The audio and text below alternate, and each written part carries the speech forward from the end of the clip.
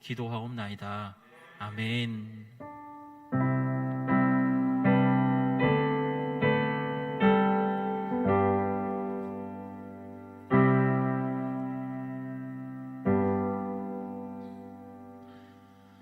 오늘 주신 하나님 말씀은 로마서 15장 22절에서 29절까지 말씀입니다.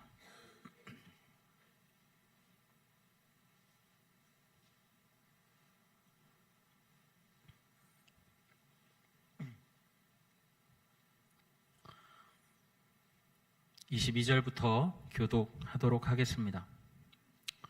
그러므로 또한 내가 너희에게 가려 하던 것이 여러 번 막혔더니 이 지방에 일할 곳이 없고 또 여러 해 전부터 언제든지 서반으로 갈 때에 너희에게 가기를 바라고 있었으니 이는 지나가는 길에 너희를 보고 먼저 너희와 사귐으로 얼마간 기쁨을 가진 후에 너희가 그리로 보내주기를 바람이라. 이제는 내가 성도를 섬기는 일로 예루살렘에 가노니 이는 마게도냐와 아가야 사람들이 예루살렘 성도 중 가난한 자들을 위하여 기쁘게 얼마를 연보하였음이라. 저희가 기뻐서 하였거니와 또한 저희는 그들에게 빚진 자니 만일 이방인들이 그들의 영적인 것을 나누어 가졌으면 육적인 것으로 그들을 섬기는 것이 마땅하니라. 그러므로 내가 이 일을 마치고 이 열매를 그들에게 확증한 후에 너희에게 들렸다가 서바나로 가리라. 내가 너희에게 나아갈 때에 그리스도의 충만한 복을 가지고 갈 줄을 아노라. 아멘. 여러분, 기도 응답에 대해서 깊이 생각해 본 적이 있으십니까? 기도가 뭔지 저희가 사전적인 의미를 찾아보게 되면 인간보다 뛰어나다고 생각하는 어떤 절대적인 존재에게 빔 또는 그런 의식이라고 정의합니다. 조자연적인 존재에게 자신의 어떤 일이 이루어지기를 바라는 간절한 마음을 담아서 요청하는 거죠.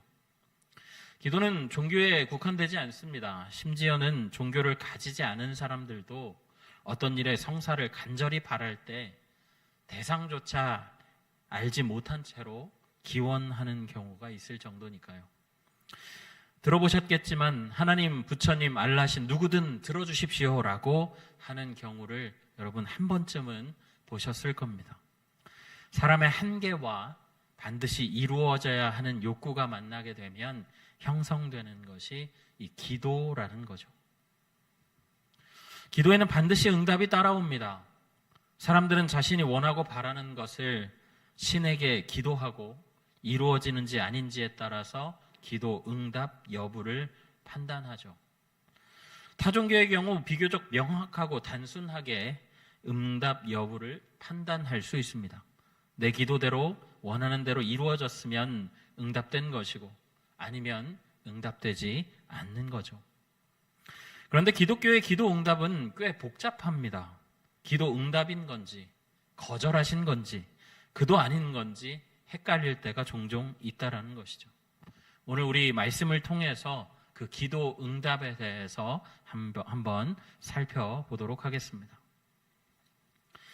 오늘 본문 말씀 로마서는 사도 바울이 적은 책입니다. 로마서는 로마에 있는 성도들에게 바울이 보낸 편지인데요. 편지글이긴 하지만 내용으로 볼 때에 교리서에 더 가까운 책입니다. 죄, 타락, 구속, 인간과 하나님과의 관계, 전도, 선교, 그리고 성도의 사회생활 같은 기독교의 기본 진리에서부터 삶까지를 망라하면서 아주 자세하게 설명하는 책이죠. 로마서는 총 16장으로 되어 있는데 오늘 본문인 22절에 이르면 이 바울은 자신의 논지를 정리하면서 다음 사역에 대한 마음과 생각을, 이 계획을 설명하고 있는 것을 알 수가 있습니다. 우리 22절 함께 보실 텐데요. 22절 말씀 함께 읽겠습니다. 그러므로 또한 내가 너희에게 가려 하던 것이 여러 번 막혔더니, 여기에 너희에게라고 나오는 이 부분은 로마의 성도들을 말합니다. 사실 로마 교회와 바울은 아무런 접점도 없죠. 바울이 개척한 교회가 아니기 때문입니다. 바울은 몇 번이나 로마를 방문해서 그곳의 성도들과 교제하기를 원했는데 로마를 방문하려고 할 때마다 그 길이 막혔다라는 거죠. 여기에 막혔다라고 번역된 헬라어 에네콥토멘은 길을 끊다, 막다, 방해하다라는 뜻이 있습니다. 고대의 군사 용어인데요. 도로를 파괴해서 적의 진격을 지연시키는 것을 표현할 때 쓰는 동사라고 합니다. 누군가 의지적이고 의도적으로 이 바울의 계획을 막았다라는 거죠. 누가 사도 바울의 계획을 막았을까요? 사탄일까요? 그런데 비슷한 구절은 다른 부분에서도 발견됩니다. 사도행전 16장 6절에서 7절 말씀을 보면 성령이 아시아에서 말씀을 전하지 못하게 하시거늘 이라고 기록하고 있습니다. 누가 아시아에서 말씀을 전하지 못하게 했다고요? 예, 성령께서. 또 있습니다. 16장 7절입니다. 무시아 앞에 이르러 비두니아로 가고자 애쓰되 예수의 영이 허락하지 아니하시는지라. 누가 허락하지 않았다고요? 예수의 영이. 정말 이상한 일입니다. 6절에는 성령이, 7절에는 예수의 영이 막았다라고 기록하고 있죠. 성령님도 성령 하나님이시니까 이 말을 우리가 다시 한번 2차적으로 해석을 해보다 보면 바울이 하려고 하는 전도의 길을 하나님이 직접 막으셨다라고 하는 게 됩니다. 다시 말하면 하나님의 계획과 바울의 계획이 달랐다라는 거죠. 단순하게 생각하면 하나님이 바울의 기도한 것을 들어주지 않으셨다라고도 말할 수 있는 겁니다. 그러면 왜 하나님이 이 기도를 들어주지 않으셨을까요? 우리가 그 이유를 살펴보기 위해서는 거꾸로 바울이 왜 로마 교회에 가려고 했는지를 살펴봐야 합니다. 앞서도 잠깐 말씀드렸지만 로마 교회는 바울과 아무런 접점이 없는 교회죠. 이 바울뿐만이 아니고 다른 어떤 사도하고도 접점이 없습니다. 로마 교회가 어떻게 세워져 있는지는 여전히 미스테리입니다. 어떤 경로를 통해서 교회가 세워져 있는지 전혀 알려진 바가 없는 그런 교회입니다. 그런데 그런 교회에 바울이 손을 내민 이유는 바울이 아직 복음이 전해지지 않은 서유럽에 복음을 전해야겠다라는 마음을 품었기 때문입니다. 23절과 24절 말씀을 함께 보실까요? 23절과 24절 함께 읽겠습니다. 이제는 이 지방에 일할 곳이 없고 또 여러 해 전부터 언제든지 서바나로 갈 때에 너희에게 가기를 바라고 있었으니 이는 지나가는 길에 너희를 보고 먼저 너희와 사귐으로 얼마간 기쁨을 가진 후에 너희가 그리로 보내주기를 바람이라. 지금 바울이 있는 그리스 지방 그리고 바울이 거쳐왔던 튀르키예 지방에는 이미 복음이 전파되어서 세워진 교회들이 많이 있었습니다. 복음을 전파하는 일에 열정을 가지고 있었던 바울은 로마 교회에 들러서 그곳의 성도들과 교제하고 휴식을 취한 후에 그곳에서 서바나, 즉 스페인 선교의 재정을 마련해서 이 스페인으로 떠날 생각이었던 거죠. 왜 스페인이었냐 하면 당시에 이 로마 제국의 이 지중해 연안의 세계관에서 이 스페인은 세상의 끝으로 생각되던 시절이었습니다. 예수님께서 명령하신 땅 끝까지 이르러 내 증인이 되라라고 하는 그 명령을 지키기 위해서 이 서바나, 스페인을 선택했다라는 거죠. 28절과 29절 말씀인데요. 제가 한번 읽어드리겠습니다. 그러므로 내가 이 일을 마치고 이 열매를 그들에게 확증한 후에 너희에게 들렸다가 서바나로 가리라. 내가 너희에게 나아갈 때에 그리스도의 충만한 복을 가지고 갈 줄을 아노라. 여러분 29절에 보시면 그리스도의 충만한 복이라고 기록되어 있는데 이것이 뭔지를 알려면 우리가 26절과 27절을 살펴봐야 합니다. 26절과 27절 우리 함께 읽어보도록 하겠습니다. 이는 마게도냐와 아가야 사람들이 예루살렘 성도 중 가난한 자들을 위하여 기쁘게 얼마를 연보하였습니다. 저희가 기뻐서 하였거니와 또한 저희는 그들에게 빚진 자니 만일 이방인들이 그들의 영적인 것을 나눠 가졌으면 육적인 것으로 그들을 섬기는 것이 마땅하니라. 그리스의 도시들인 마게도냐와 아가야 사람들이 예루살렘의 성도를 위해서 헌금을 모았다라는 거죠. 당시에 이 예루살렘에 대기근이 일어나서 많은 사람이 경제적으로 어려움을 겪고 있었던 모양입니다. 사실 당시에 기쁘게 이 헌금을 한 마게도냐나 아가야 지방이 그렇게 넉넉한 상황은 아니었는데요. 오히려 예루살렘이나 크게 다를 바 없는 어려운 형편이었다라고 추정합니다. 그럼에도 불구하고 넘치게, 그것도 기쁘게 예루살렘 성도 중 가난한 이들을 위해서 헌금을 했다라는 것이죠. 이 사실과 또 헌금을 전해준다면 예루살렘 성도들이 얼마나 감사하고 감격했겠습니까? 또 이 일을 로마에 가서 그곳의 성도들과 함께 나눈다면 또 얼마나 은혜가 되겠습니까?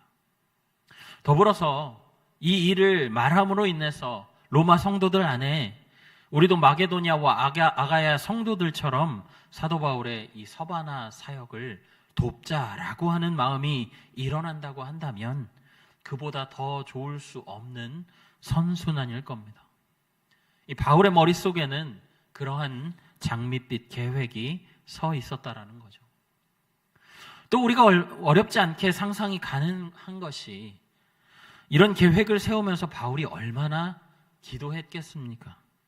하나님 주신 선한 열정과 복음에 대한 투철한 사명감과 명령을 따르는 자의 비장함, 그리고 그 모든 것 위에 하나님의 도구로 사용받는 것에 대한 기쁨이 더해졌겠죠. 여러분도 성경을 통해 잘 알고 계시겠지만 바울만큼 날마다 예수님과 깊이 교제하고 동행하며 귀하게 쓰임받은 사람도 드뭅니다. 그러나 놀랍게도 하나님은 그런 위대한 사도의 기도를 들어주지 않으시죠. 그것도 아주 지극히 선하고 조금도 자신을 위한 것이 없는 오직 하나님 나라의 확장을 위한 꿈인데도 말입니다. 그렇다면 제가 질문을 하나 드릴 테니까 여러분 속으로만 대답해 보시죠. 여러분, 사도 바울의 기도는 응답되었습니까? 이 질문을 대답하기 전에 우리는 응답이 무엇인지를 다시 한번 생각해 보아야 합니다. 응답, 응하여 답하다라는 말입니다. 영어로는 response, 반응하다라는 말이죠. 다시 말하면 그게 긍정이든 부정이든 답하신 것은 모두 응답의 범위에 속한다라는 말입니다. 만일 우리가 이 질문에 깊은 생각 없이 바울의 기도는 응답되지 않았습니다 라고 대답한다면 우리는 세상의 기준으로 이 기도 응답이라고 하는 단어를 바라보고 있다는 거죠. 제가 말씀을 시작할 때에 세상 사람들은 자신이 원하는 일이 이루어지는 것을 기도 응답으로 본다라고 말씀드렸습니다. 제가 지금 무슨 말씀을 드리는 거냐 하면 우리 그리스도인들은 이 기도 응답의 기준을 내가 원하는 일이 실현되느냐 아니냐로 잡으면 안 된다라는 말씀을 드리고 있는 겁니다. 기도의 응답을 세밀하게 나눌 수도 있겠지만 보통은 yes, not yet, no 이렇게 이야기하곤 합니다. yes는 우리가 원하는 대로 주시는 응답이고요. not yet, 아직은 조금 더 기다리라 하시는 응답이죠. 그리고 no는 우리가 원했던 것과는 다른 방식으로 찾아오는 응답입니다. 하나님은 모든 기도를 들으십니다. 성경은 우리의 모든 기도가 하나도 땅에 떨어지지 않는다라고 말씀하고 있죠. 그러니까 우리의 모든 기도는 응답되는 기도입니다. 다만 응답하시는 방식이 다른 것뿐이죠. 우리는 not yet, 아직이나 no를 하나님의 응답 거절로 생각하고 원망할 때가 있지만 우리의 기도는 거절된 게 아닙니다. 하나님의 방식대로 대답하셨는데 우리가 알아채지 못한 거죠. 대부분 not yet의 경우에 들어주시기는 하지만 가장 적절한 타이밍에 주시는 것을 말합니다. 노의 경우는 대개 하나님의 뜻과 일치하지 않아서인데 때때로 나중에 돌아보면 들어주시 않으신 게 정말 다행이다라고 생각되는 경우가 종종 있습니다. 그러나 예스였다라고 해서 다 하나님의 뜻과 일치되는 것은 아니죠. 때로 하나님은 하나님의 계획과 일치되지 않더라도 우리가 간청할 때에 그 간청에 예스라고 대답하실 때도 있습니다. 이런 경우에 우리는 시간이 지난 후에 내가 잘못 구했거나 라거나 지금 구할 게 아니었구나 라고 하는 교훈을 얻게 되기도 하죠. 그럼 우리가 이 원리에 비추어 보겠습니다. 오늘 본문에 나온 사도 바울의 기도 중에 서바나로 가겠다라고 하는 계획은 하나님의 노 응답을 받았습니다. 그러나 로마에 들르겠다는 약속은 not yet 응답을 받았죠. 왜냐하면 사도 바울은 나중에 로마로 가기는 가거든요. 그가 생각했던 것처럼 새로운 사역을 위한 충전과 교제를 위해 간 건 아니지만 그는 체포되어서 로마 황제에게 재판받기 위해 로마로 압송되게 됩니다. 그리고 그곳 가운데서 바울은 하나님 나라를 전파하며 주 예수 그리스도에 대한 모든 것을 담대하게 거침없이 전파하게 되죠. 그게 하나님의 타이밍이고 하나님의 응답입니다. 여러분, 그렇다면 다시 한번 질문 드리죠. 사도 바울의 기도는 응답되었습니까? 예, 응답되었습니다. 방식이 다르실 뿐이지 응답되었다라는 거죠. 그렇다면 기준이 무엇입니까? 그 기준은 우리의 필요나 우리의 원하는 것을 충족시키는 게 아니라 우리를 향하신 하나님의 선하신 계획에 합당하냐 아니냐의 여부라는 것입니다. 어떤 응답이 우리에게 좋은 것인지 우리는 고민할 필요가 없습니다. 하나님이 우리를 향하신 그 계획은 언제나 선하시기 때문이고 우리에게 응답하시는 하나님은 선하신 하나님이시기 때문입니다. 세상의 기준이 우리 눈을 가려서 그 순간에는 괴롭고 힘들고 이해되지 않을 수도 있죠. 그러나 거기에 매몰되지 않고 우리를 바라보고 돌보시는 그 하나님이 우리를 위해 최고의 것들로만 채워주신다라고 하는 확신이 있다면 우리는 진정한 하나님의 기도 응답을 체험하는 사람들이 되는 겁니다. 제가 천국에 가면 꼭 만나서 이야기를 나누고 싶은 사람이 있는데요. 건우라는 친구입니다. 건우는 저보다 1살 어린 동생이고 지적 장애를 가지고 있는 친구였죠. 늘 자신의 장애를 넘어서려고 무척이나 노력하던 아이였습니다. 그런데 그 아이는 늘 청년부 예배 때 찬양을 서고 싶어 했죠. 연습 장소에 그 누구보다 먼저 와서 팀원들을 맞이했던 친구였습니다. 당시에 제가 찬양 리더로 봉사하고 있었는데요. 너무 성실하게 빠짐없이 연습에 참여했지만 안타깝게도 그 아이에게는 이 음감이라는 것이 없었습니다. 내는 음이 단 하나도 우리가 일반적으로 아는 음과는 다른 음을 내고 있었죠.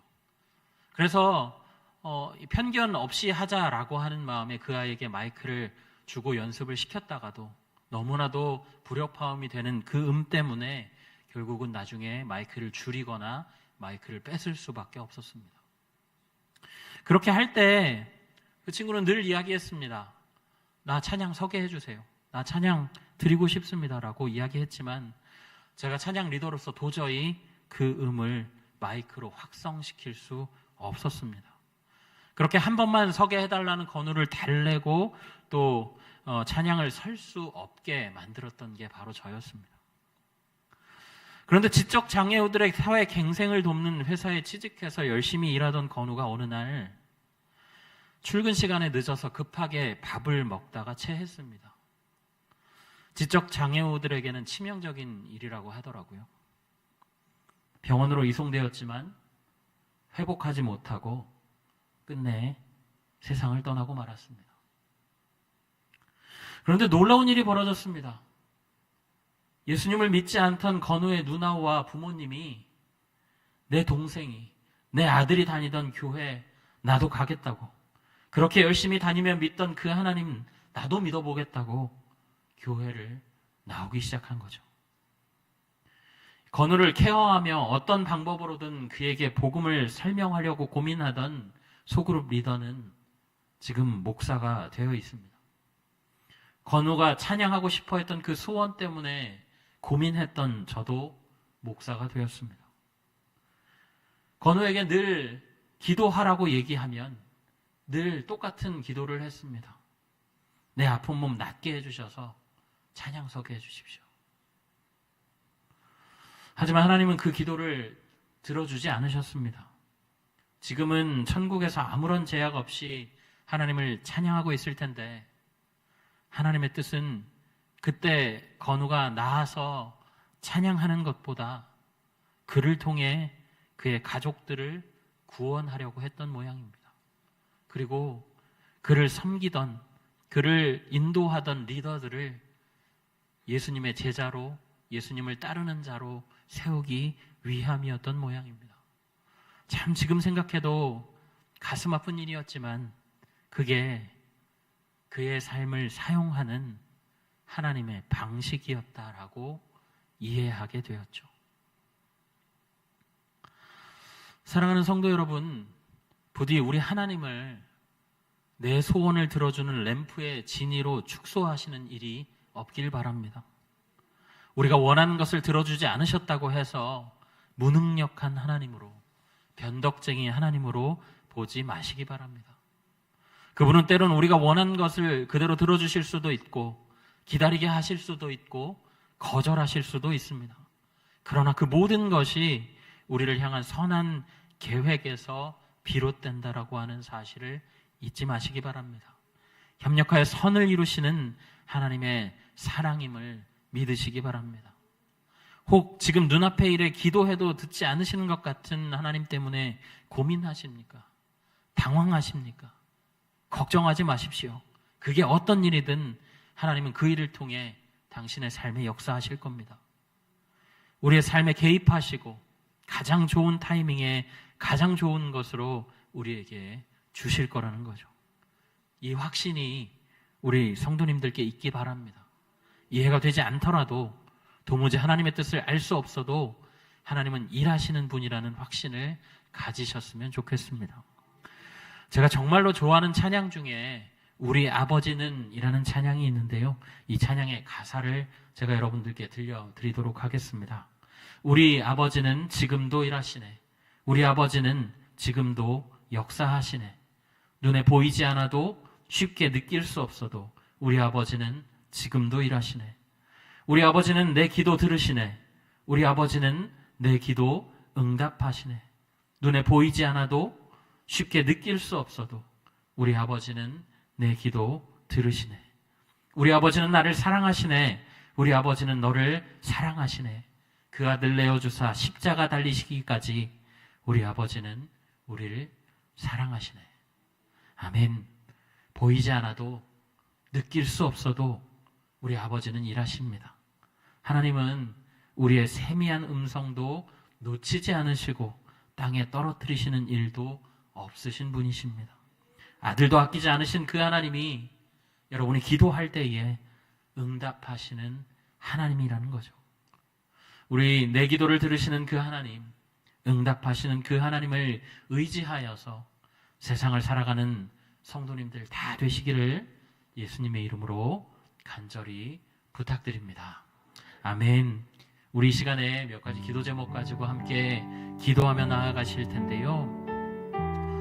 하나님은 기도 하나도 땅에 떨어뜨리지 않고 들으시는 하나님이십니다.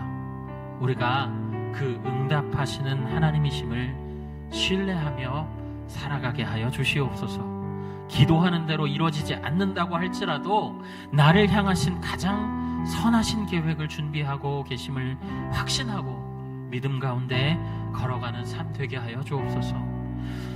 또 계속해서 기도하실 때 돌아오는 주일부터 또 진행되는 청년부 수련회를 위해서 함께 기도하겠습니다. 우리 교회의 미래이자 현재인 우리 청년들이 예수님의 말씀을 기억하고 그들보다 크신 하나님을 경험하며 평생에 하나님을 따르고 하나님과 동행하는 우리 청년들 되게 해달라고 함께 기도하시고, 또 마지막으로 담임 목사님과 당회를 붙잡아 주시고 결정하고 판단하는 모든 기준이 하나님께 있어서 우리 예일교회가 하나님이 원하시고 하나님이 뜻하는, 하나님을 기쁘시게 하고 세상에 위로가 되는 교회 되게 하여 주옵소서. 우리 이 시간에 함께 기도하신 후에 자유롭게 각자의 기도 제목으로 하나님 앞에 나아가시겠습니다. 기도하겠습니다.